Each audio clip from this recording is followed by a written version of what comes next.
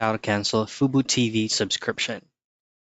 Now, this is actually a very easy and very basic process.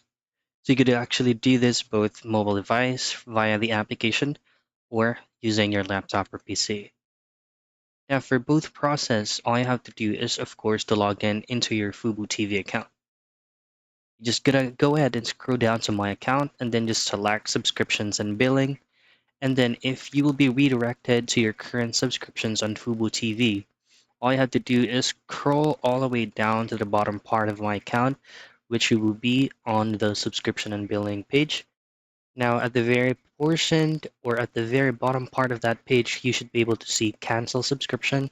And of course, you will be redirected to confirmation page.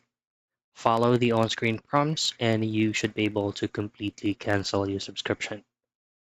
And that's how you cancel Fubotv subscription.